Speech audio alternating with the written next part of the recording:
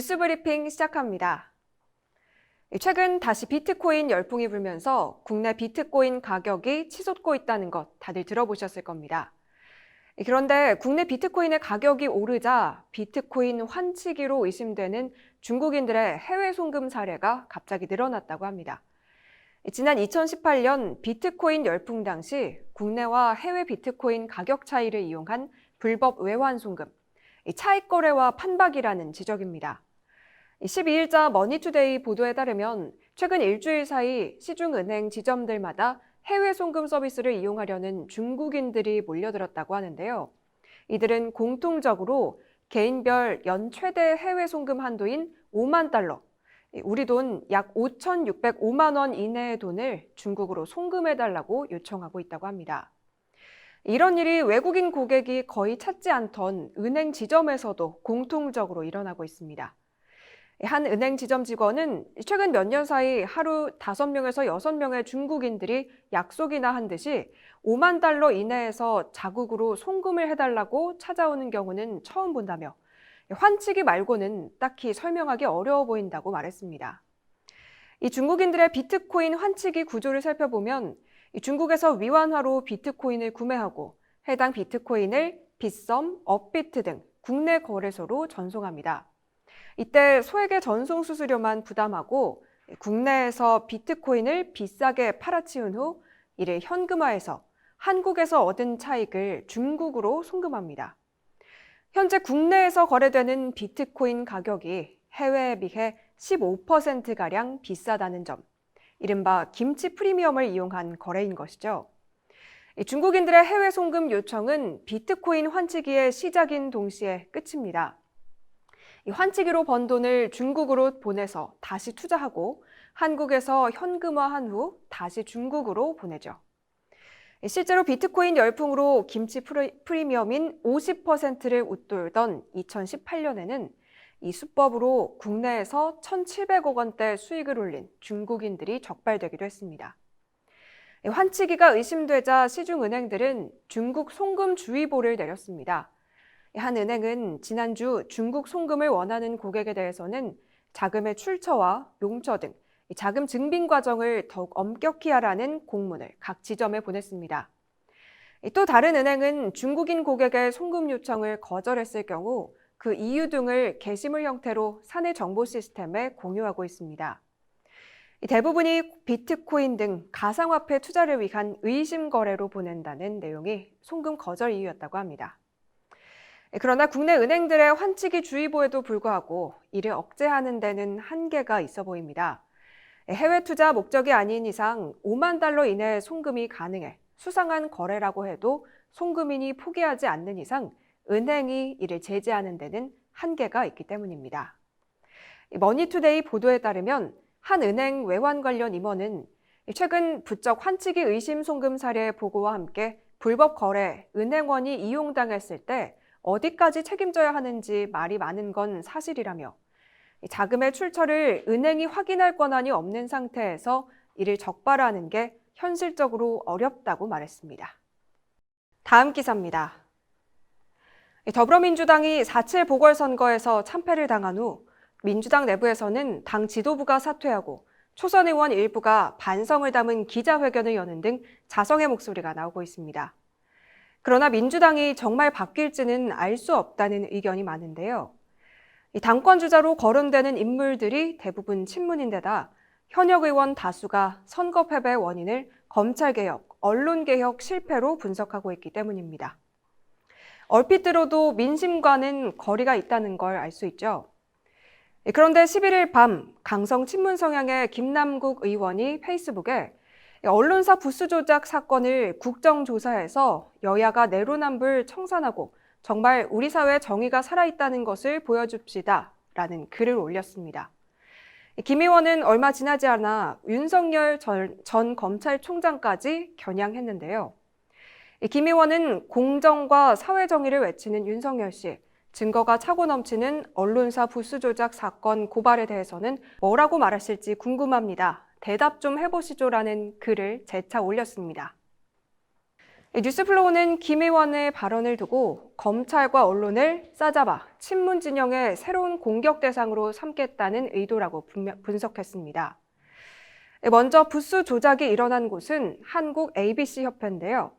ABC협회는 문화체육관광부 소관 사단법인으로 신문, 잡지의 판매 부수를 집계하는 곳입니다. 이 문제의 발단은 옵티머스 자산운용 사기 사건이었습니다. 옵티머스 사건은 지난해 옵티머스가 1조 3천억 원대 환매 중단을 하면서 세상에 드러났는데요. ABC협회도 NH투자증권을 통해 2019년 6월과 2020년 5월 옵티머스에 6억 원을 투자했던 사실이 지난해 10월 미디어스 보도로 드러났습니다.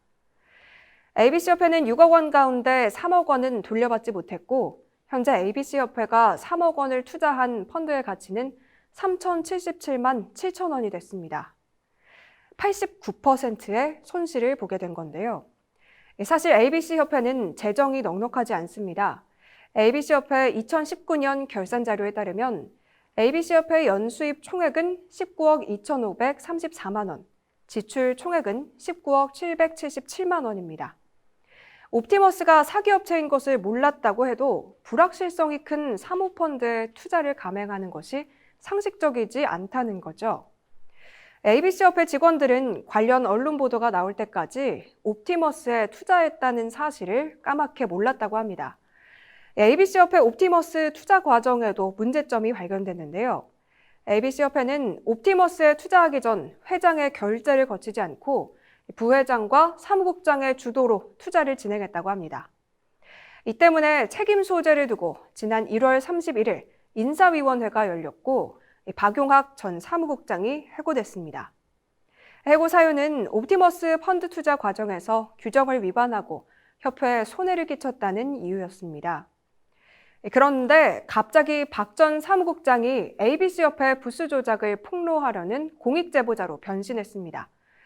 ABC협회 옵티머스 투자 사실이 드러난 지 약 1개월 후인 지난해 11월 10일 미디어오늘은 ABC 내부 관계자들이 문체부에 일간신문 부수 조작과 관련한 부정행위를 조사해야 한다는 진정서를 접수했다고 보도했습니다.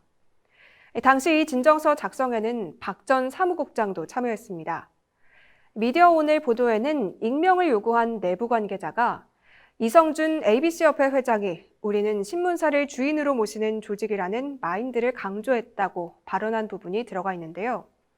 이 회장의 결재를 거치지 않은 ABC협회 옵티머스 투자와 회장을 타깃 삼은 내부 관계자가 대척점에 서 있다는 게 쉽게 드러나는 대목입니다. 이후 미디어오늘은 잇따라 부수 조작에 관한 단독 보도를 냅니다. 지난 2월 15일 문체부 조선일보 유료 부수 116만 부풀리기 정황 잡았다라는 기사에서는 ABC협회가 116만 부로 공표한 조선일보 유료 부수는 거짓이고 실제 유료 부수는 절반 수준인 58만 부일 가능성이 높다는 내용이 담겼죠. 이 기사에서 미디어오늘은 박 전 사무국장을 억울하게 해고된 것처럼 묘사합니다. 미디어오늘은 기사 말미에 한편 지난해 진정서 작성에 참여했던 박용학 ABC협회 사무국장은 진정서 사건 이후 대기 발령을 받은 뒤 지난달 31일 해고됐다며 괘씸죄로 해고된 것이 아니냐는 해석도 나온다고 덧붙였습니다. 지난 2월 25일부터는 박 전 사무국장을 아예 공익 제보자로 지칭했습니다. 이날은 서울프레스센터에서 친여성향 언론시민단체인 민주언론시민연합과 전국언론노동조합, 미디어오늘이 공동 주관한 ABC협회 부수 조작 의혹 토론회가 열린 날인데요. 이때 박 전 사무국장이 내부 제보자 자격으로 토론에 참여하기도 했습니다. 당시 토론회장에서 ABC협회 직원들이 박 전 사무국장을 규탄하는 피켓을 들고 항의하기도 했습니다. 옵티머스 투자에 책임을 져야 할 박 전 사무국장이 공익제보자 행세를 한다는 거죠. 종합해보면 박 전 사무국장이 옵티머스 투자의 책임으로 ABC협회에서 해고됐고 해고의 앙심을 품고 부수 조작 사건을 폭로했다고 보는 게 합리적인 판단으로 보입니다. 실제로 신문사의 부수 조작 문제는 언론계에서 어제 오늘의 일이 아니고 박 전 사무국장 역시 제대로 된 절차를 거치지 않고 사기업체에 투자한 것에 대한 책임을 지는 게 온당하겠죠. 문제는 이 사안이 친여 성향 시민단체와 민주당이 결합하면서 정쟁의 도구로 변질되고 있다는 겁니다. 이 친여 성향 언론 시민단체인 언론소비자 주권행동과 참여연대 출신 안진걸 씨가 이끄는 민생경제연구소 등은 이 사건과 관련해 ABC협회와 조선일보 방상훈 사장, 홍준호 발행인을 사기 혐의로 고발했습니다. 지난달 17일 민주당 김남국, 김용민, 민영배 의원 등도 경찰청 국가수사본부에 이 사건 관련 고발을 진행했습니다. 지난달 18일에는 민주당 홍익표 의원이 이 사건을 두고 주요 신문사와 한국 ABC협회의 유착은 이명박, 박근혜 정부로부터 이어진 권한유착의 일부가 실체를 드러낸 것이라고 주장하기도 했습니다. 급기야 4.7 보궐선거가 끝난 후에는 국정조사를 해야 한다는 주장까지 나왔는데요. 11일 김남국 의원은 자신의 페이스북에 언론사 부수 조작 사건을 국정조사해서 여야가 내로남불을 청산하고 정말 우리 사회에 정의가 살아있다는 것을 보여줍시다라고 적었습니다. 그러나 이들의 고발이나 발언은 사건의 실체와는 거리가 있습니다. 이 문제가 보수 언론에만 국한된 문제가 아니기 때문이죠. 지난달 17일 한겨레 신문은 독자 여러분께 사과드립니다라는 제목의 사과문을 냈는데요. 이 한겨레 신문은 사과문에서 협회 회원사인 한겨레 신문사도 유료 부스 인증 부스를 부풀렸다는 지적을 피할 수 없었다고 시인한 바 있습니다.